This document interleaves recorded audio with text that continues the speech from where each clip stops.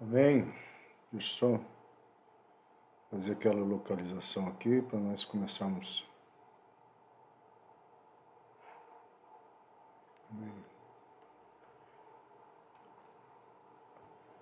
Amém, amados? Glória a Deus, o Senhor é conosco nessa quarta-feira que estamos tendo sinal de chuva, né? E queremos estar pensando muito nisso daqui.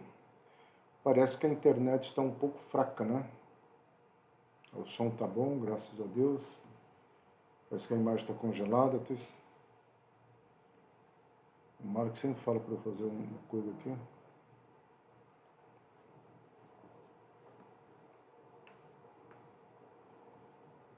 Eu estou esperando a imagem descongelar agora, irmãos.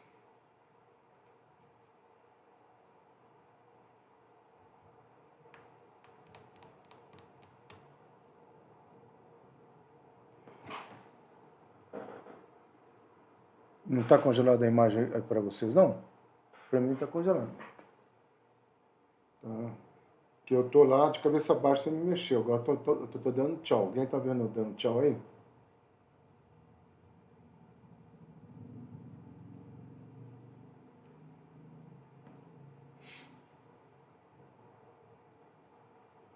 Angela, a imagem está congelada, eu estou dando tchau, parece que para mim aqui está apontando que está congelada a imagem. Ok, então eu vou seguir, talvez vai ser aqui, tá bom? Vamos orar. Pai querido, em nome de Jesus, nós queremos declarar a tua bênção, a tua graça, a tua misericórdia, queremos declarar a tua palavra. E nesse dia de chuva, Senhor, nós pedimos livramento em todos os sentidos, Pai querido, principalmente nesse caos que o Brasil está passando, Senhor, em vários sentidos. São Paulo, tenha misericórdia, Senhor, tenha misericórdia na nossa cidade, Uberlândia também, ó Pai querido. Que haja ensinamento grandioso nas nossas vidas, em nome de Jesus. Amém? Amados, nós vamos trabalhar hoje, na realidade, eu não vou usar um versículo bíblico, tá? Eu vou usar todo um contexto bíblico por detrás dessa nação ou dessa tribo de Naftali. Nós entramos hoje nesse processo, então nós vamos gastar um tempo pequeno, né, explicando sobre a tribo de Naftali, e já vamos falar sobre essa palavra de prosperidade que queremos declarar sobre esse mês de fevereiro, um mês curto, né? Mas a tribo de Naftali pega praticamente até metade, o comecinho de março, aí já entra uma outra tribo, né? Mas avançando, amado, estamos no período de transição, né, entre a tribo de Asser, que significa feliz e abençoado, para a tribo de Naftali, que significa aquele que luta. E essas duas tribos estavam num território muito próximo. Uma das questões muito bacanas dessas duas tribos era o local que eles estavam. Então para alguém mais travou aí, gente? Angela, tá travado aí ou não?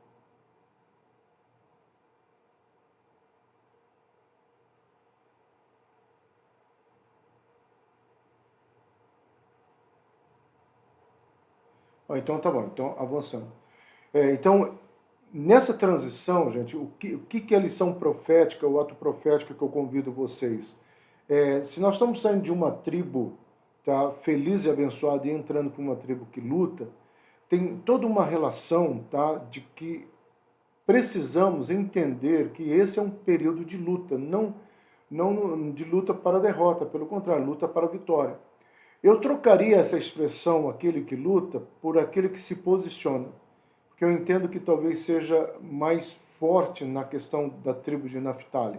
É uma tribo que teve os altos e baixos, né, como todo histórico, né, de pessoas, mas também traz uma lição tremenda sobre a questão desse posicionamento. Então é muito importante nós entendermos isso, tá?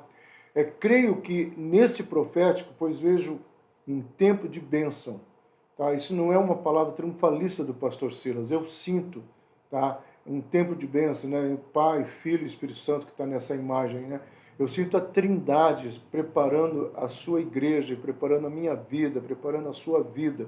Tá? Mas também vejo um tempo de lutar por aquilo que cremos em várias áreas. Vai ser um ano eleitoral, nós temos falado isso, vai ser um ano onde nós seremos convidados a tomar um posicionamento, voto nulo. Eu quero que você entenda que não existe voto nulo. Por mais que você não tenha nenhuma opção, dobre o teu joelho, busque no Senhor essa opção.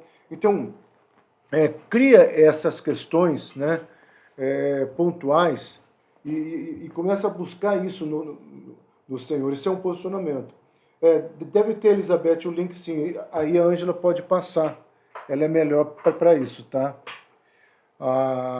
Ou só vai ter depois que termina, se eu não me engano, tá, Elizabeth? Mas avançando. Então, esse é um tempo profético que nós precisamos estar compreendendo e avançando, tá? Na fronteira da tribo de Naftali estava o território da tribo de Asser, Zebulon e Zacar. Veja pelo mapa que ela estava exatamente nesse meio, né, entre a tribo de Manassés e a tribo de Asser. Lembrando, gente, que a tribo de Manassés tem uma unção dobrada. Tá? Então, veja só, ela estava próxima de uma pessoa, vamos colocar assim, com uma unção dobrada, estava próxima da tribo de Asser, tá? Que está todo no Mediterrâneo. Então, a tribo de Manassés e Asser e Dan, eles estão praticamente nesse lugar aí que hoje é toda uma região de prosperidade no Egito, em Israel. Tá? Então, isso é uma questão que nós precisamos entender, e é uma tribo de empreendedores. Por quê? Porque eles tiveram, tanto Manassés como Dan e Asser, eles tiveram que trabalhar com os portos, né, de frente para o mar. Então, eles criaram o comércio. Então, eles são muito empreendedores aí, tá? Quando você trabalha isso e aceita o desafio, tá? E esse desafio deve nos levar a esse posicionamento. Então, é algo que nós precisamos estar conectados. Nós precisamos estar conectados. E essa conexão, ela vai acontecer quando eu começo a entender o meu lugar. Então, a tribo de Naftali, a tribo de Asser, a tribo de Manassés, elas entenderam o seu lugar. Tá? Mesmo a tribo de Manassés que está lá em cima, tá? Do lado, você vai ter a segunda porção do mar Mediterrâneo. Então, lembrando que eu já falei, toda a Bolsa de Valor, Tel Aviv está nessa porção dessa região do mar Mediterrâneo. Isso é importante. Outra coisa que é muito importante, gente, é isso aqui, ó. No território da tribo de Naftali também havia 19 cidades fortificadas. Amado, era a tribo que mais cidade fortificada tinha, sendo que uma das principais, é a última que eu cito lá, que é Azor, né? Que é uma cidade onde o Senhor Jesus, lá para frente, vai ter outro nome essa cidade, toda essa região de Cafarnaum, mais tarde vai se tornar, e praticamente o ministério de Jesus, ele vai ser próximo disso daí.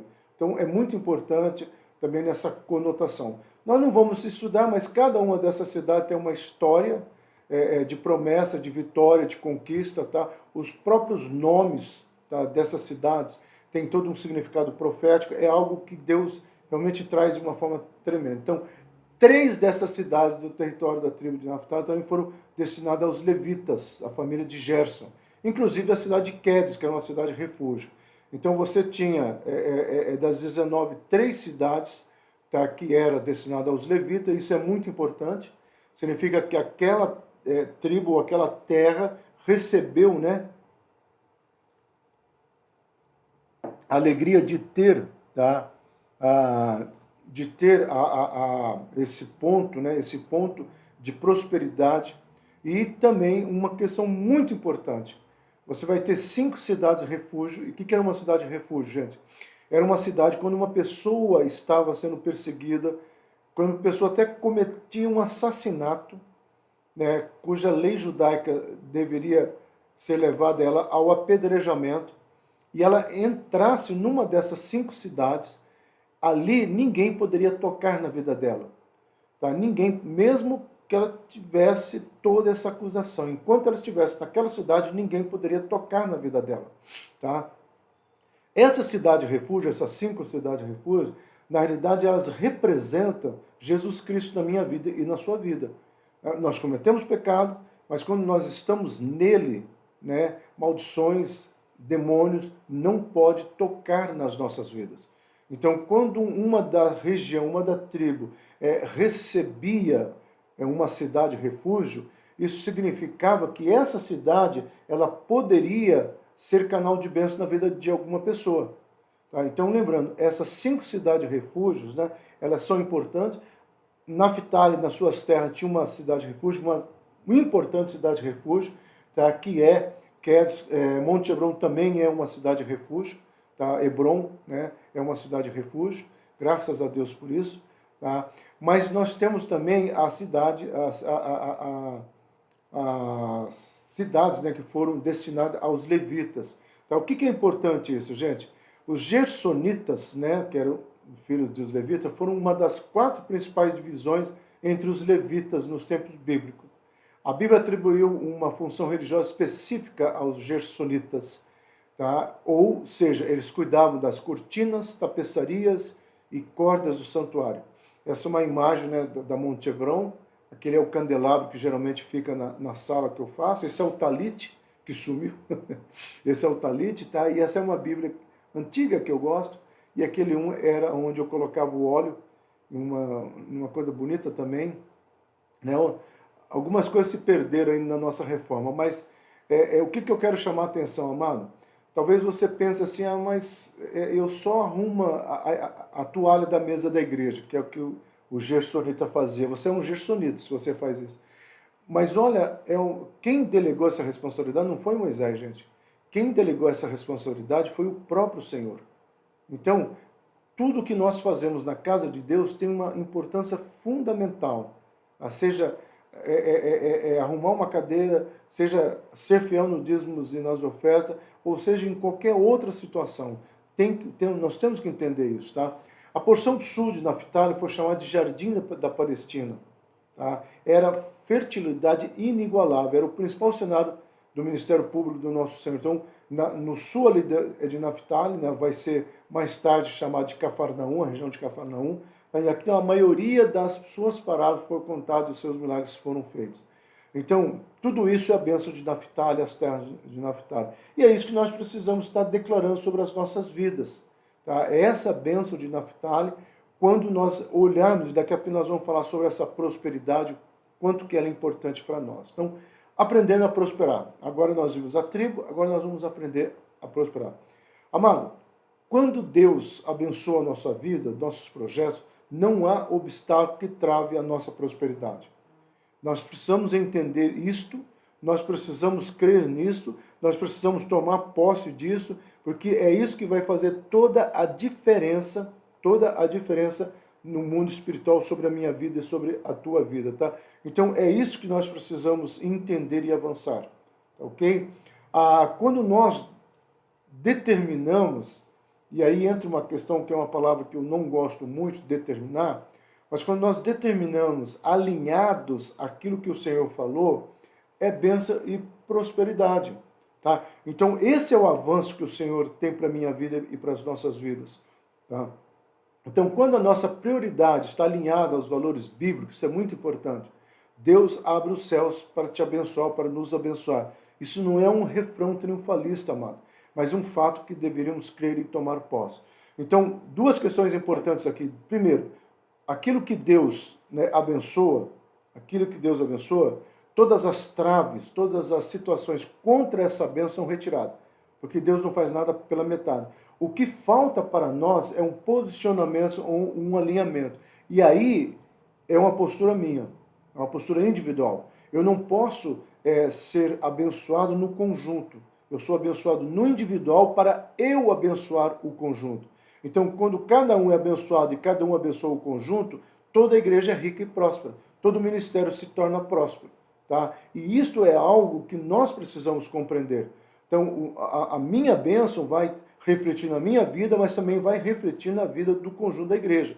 Se Deus é por nós em nossos sonhos e projetos, eu estou parafraseando esse versículo, né?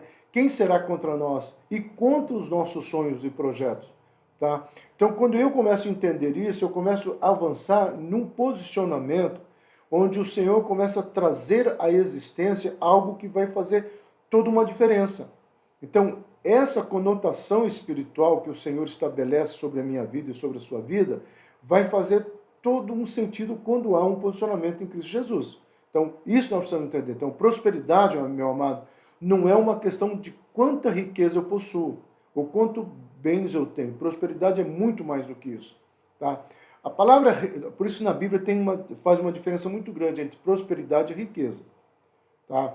Quando ele fala em Deuteronômio, ele promete, eu vou dar uma terra que manda leite e mel, uma terra rica, uma terra que tudo que você plantar vai dar, ele está falando, tá, gente? Ele está falando sobre a prosperidade.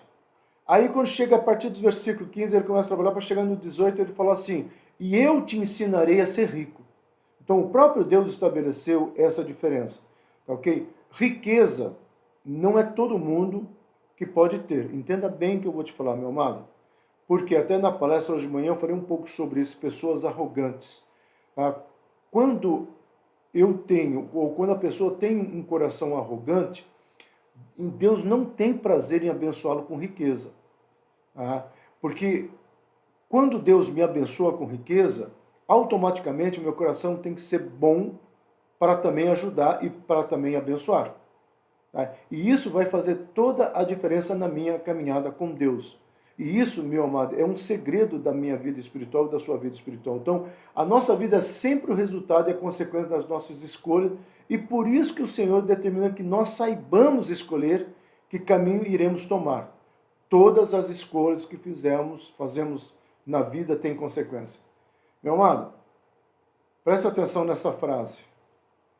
Se você tiver medo da sua colheita, é porque você não acredita na sua semente. Se você estiver receoso da sua colheita, é porque você não plantou uma boa semente. Mas se você é um cara que planta uma boa semente, você é um cara que investe no reino de Deus, você é um cara que traz à existência, tá, esses valores, então não tem por que ter medo da colheita. Tá?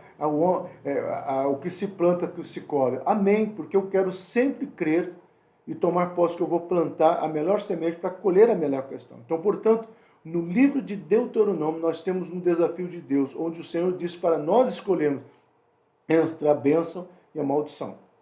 Tá? Deus fala, vocês vão ter que escolher entre a bênção e a maldição. Tá? É uma questão de escolha, é uma questão de posicionamento. Nós podemos falar, eu tomo posse, eu quero, mas é uma questão de escolha.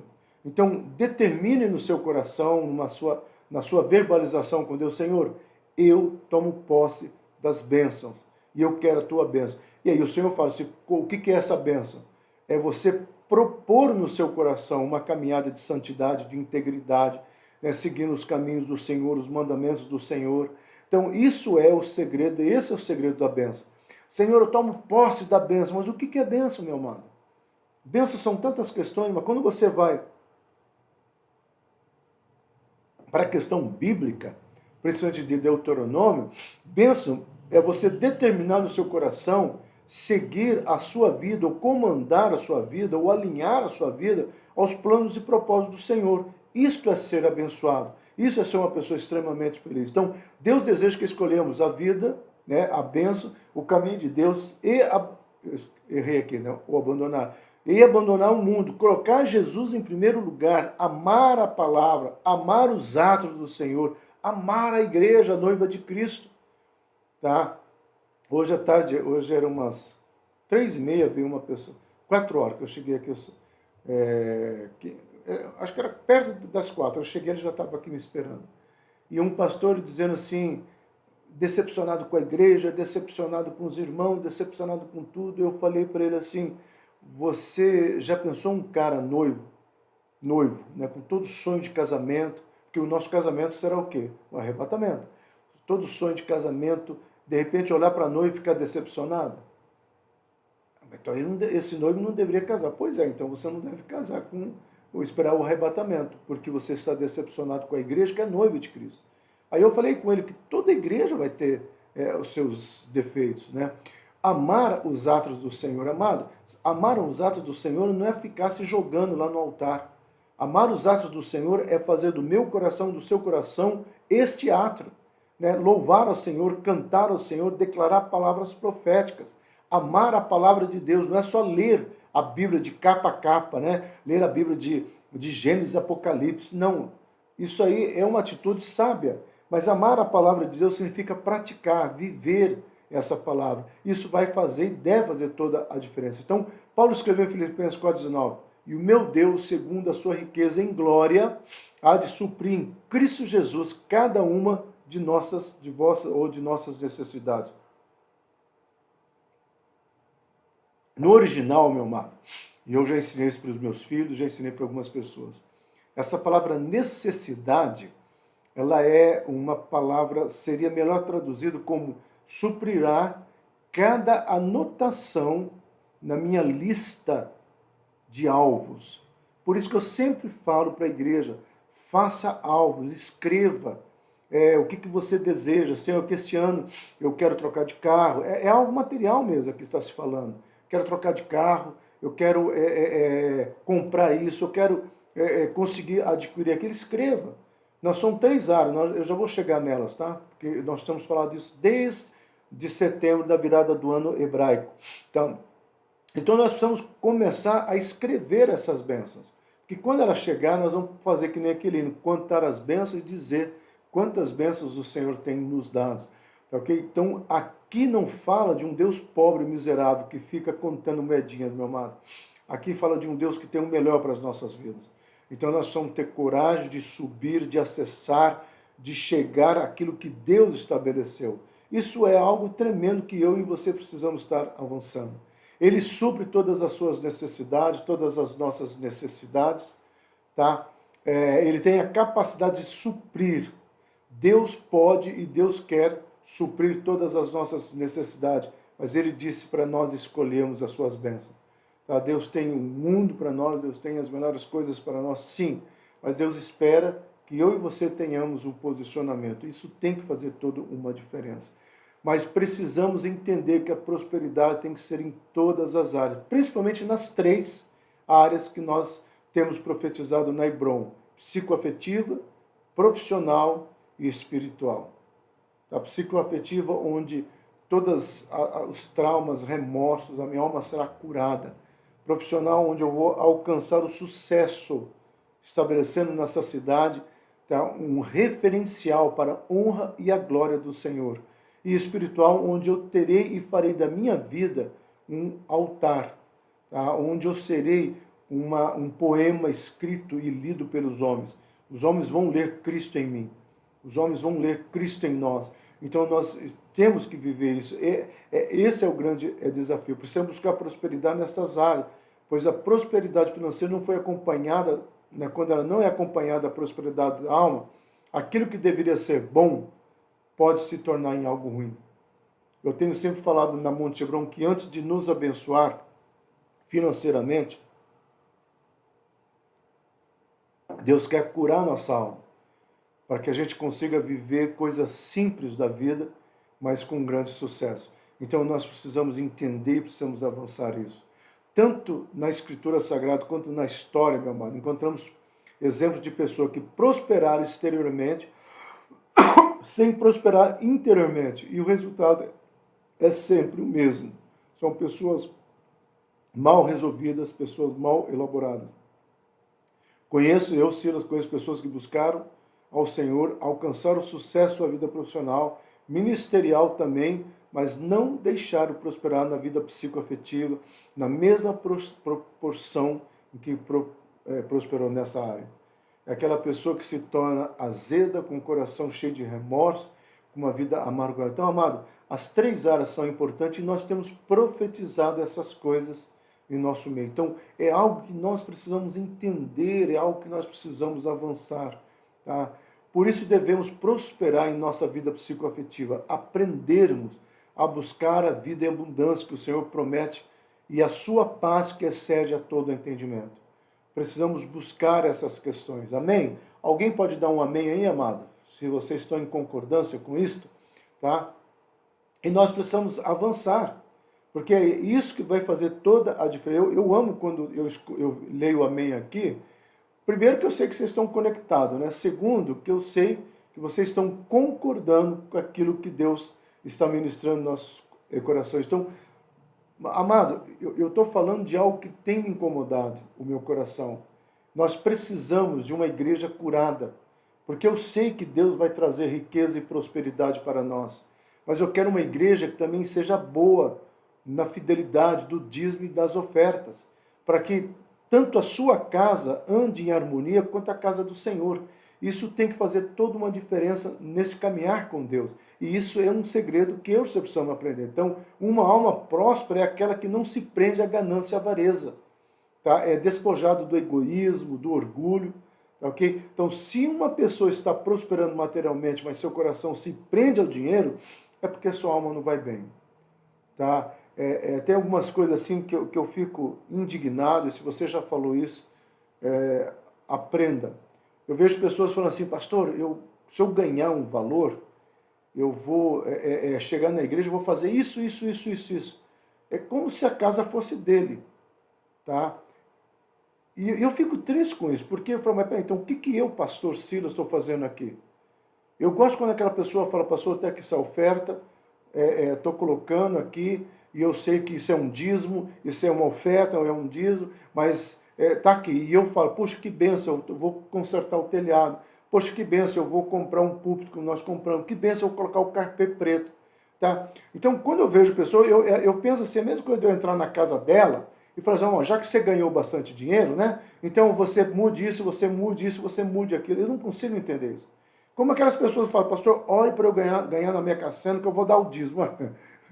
Meu amado, você nem tem que falar assim, pastor, olhe para eu ganhar na Mega Sena que eu vou dar muito mais que o dízimo, se é uma questão de premiação. Então, às vezes eu fico olhando e eu sei que no fundo, não é apenas um controle, tá? É alguma alma mal resolvida.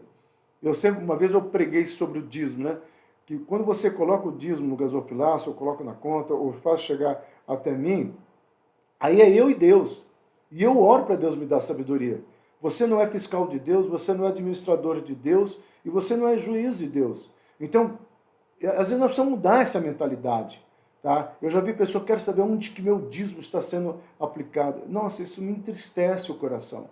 Então, eu creio que nós estamos chegando a um ponto de muitas bênçãos chegando nessas três áreas, psicoafetiva, corações curados, corações alegres, não felizes. Felicidade é circunstancial, alegria é existencial. Mas eu também creio que nós estamos chegando num tempo ministerial, onde você vai entender o seu chamado, você vai entender como a tribo de Naftali, a porção da terra que Deus deu para você, e como que você vai ajudar. Quando Débora precisou de ajuda num combate, a tribo de Naftali foi lá e disse, Débora, o que você precisa? Nós vamos ajudar. Então isso eu chamo de posicionamento, meu amado. Eu amo esse provérbio, capítulo 30, versículos 7 a 9. Duas coisas te peço. Alguém viu a Aniceia aí? A Aniceia nunca falta. Eu não vi a Aniceia até agora aí, viu? Duas coisas te peço. Não a negue antes que eu morra. Em outras palavras, eu vou te pedir duas coisas, Deus. E antes de eu morrer, não me negue isso. Primeiro pedido, afasta de mim a falsidade e a mentira. Meu amado, olha que coisa tremenda. Senhor, afasta de mim a falsidade e a mentira. Não me des nem a pobreza nem a riqueza. Olha só, o equilíbrio que ele busca, né? Dá-me o pão que me for necessário, para não suceder que eu, estando farto, te negue e diga, quem é o Senhor? Ou que empobrecido venha furtar e profane o nome do Senhor. Então, duas coisas Salomão pediu, e é Salomão pedindo, Senhor, afasta de mim toda a falsidade e a mentira, e me dê o necessário. Aquilo que o Senhor sabe que eu preciso, e aquilo que o Senhor sabe que a tua casa também precisa, aquilo que nós necessitamos. Meu amado, que coisa tremenda, que oração linda essa daqui. Então, a condição de nossa alma pode se tornar um fator limitante para a prosperidade exterior. Assim como um pai não deseja presentear um filho com algo que o prejudique, também o Senhor não deseja nos acrescentar algo que nos afasta do seu propósito. Por isso que eu falei assim, uma vez eu falei, uma pessoa deu risada, falou, nossa, pastor, o senhor pegou pesado. Eu disse assim, enquanto você for um idiota, um mesquinho, com seu coração cheio de coisas, Deus não vai te abençoar, porque Deus te ama tanto, que Ele não quer estragar o propósito que Ele tem para a tua vida. Porque tem pessoas que, infelizmente, se transformam quando recebem uma grande bênção. Deus vai, então é melhor não. Então isso é muito sério, eu quero que você entenda isso. O segredo, meu amado, é o alinhamento e posicionamento com os princípios e valores do reino de Deus. Como você vai fazer isso? Através de uma vida de leitura, uma vida de oração, uma busca no Senhor. De modo que a prosperidade material não nos leve à ganância, avareza ou egoísmo, né? Onde você vai abençoar, vai ofertar, vai entregar o seu dízimo, onde você vai trabalhar e quanto mais você trabalha, mais Deus prospera e mais Deus abençoa. Então devemos permitir, olha Eclesiastes, né, que nós já lemos esse versículo, que a nossa alma seja tratada pela palavra de Deus e pela ação do Espírito Santo para recebermos a prosperidade e reconhecer que temos aprendido com Salomão. Não há nada melhor para o homem do que comer e beber. Não há nada melhor para o homem fazer com que sua alma goze do bem do seu trabalho. Também vi que isto vem da mão de Deus. Meu amado, quando você estiver fazendo uma viagem lá para Israel, na nossa caravana para Israel, caravana com o pastor Silas, e você conseguiu pagar, né? E você está lá em Israel dizendo, puxa vida, eu vi que isso aqui é resultado da mão de Deus. Ele me abençoou, me prosperou, me enriqueceu e olha onde é que eu estou hoje. Quando você comprar aquele carro zero, saindo da concessionária, você entra nele e você fala assim, eu sei que eu vou desfrutar desse carro porque Deus foi fiel, Deus me prosperou e Deus me enriqueceu. Meu amado, é isso que nós precisamos entender e é isso que nós precisamos tomar posse. É isso que nós precisamos estar avançando. Tá? O propósito do Senhor é que tenhamos prosperidade em todas as áreas e prova não foi apenas o Jardim do Éden, mas também a porção que cada tribo recebeu. Meu amado, eu sempre falei aqui, Deus fez o Jardim do Éden, fez todas as coisas para depois,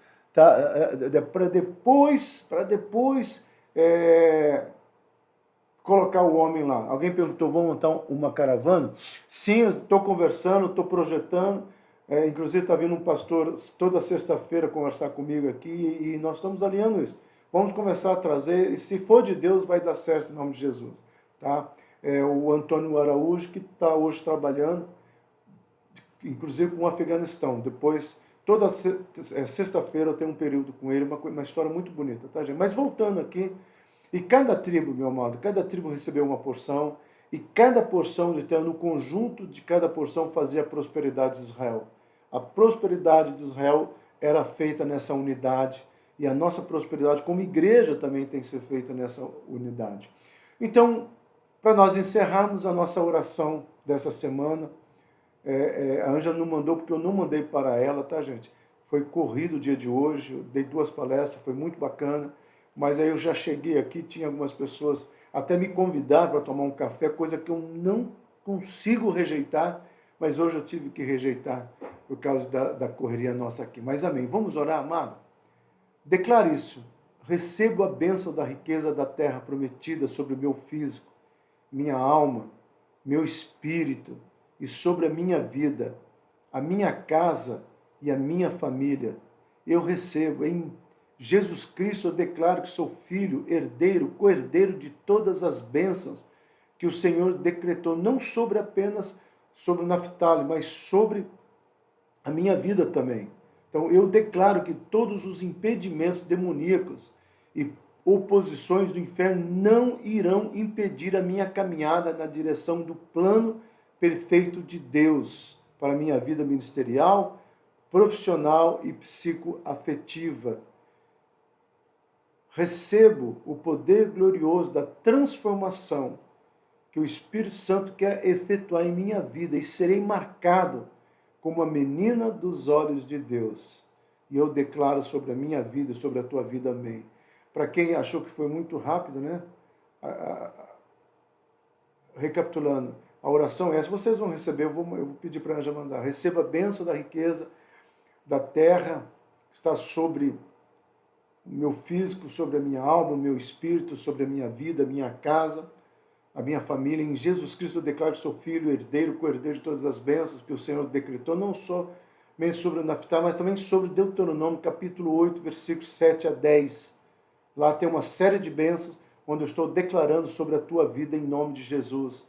Tá? Declaro que todos os impedimentos demoníacos, até da minha alma, tá? E a oposição do inferno, não irão impedir a minha caminhada ministerial, profissional e psicoafetiva. Tá? Recebo o poder glorioso da transformação que o Espírito Santo quer efetuar em minha vida e serei marcado como a menina dos olhos de Deus. Senhor, eu quero declarar essa oração que foi lida como um ato profético sobre a vida dos teus filhos, a começar pela minha vida, pela minha casa, estenda sobre cada uma das casas, Senhor. Traga à existência o teu amor, traga à existência a manifestação do teu poder em nome do Senhor Jesus Cristo. Amém? Senti falta da Doraci, senti falta da Niceia, são duas pessoas que não têm faltado, a Conceição, graças a Deus, está aí. Eu vou desligar aqui, vou ligar para elas, pelo menos saber o que aconteceu. Amém? Deus abençoe, Deus esteja sobre a tua vida em nome do Senhor Jesus Cristo.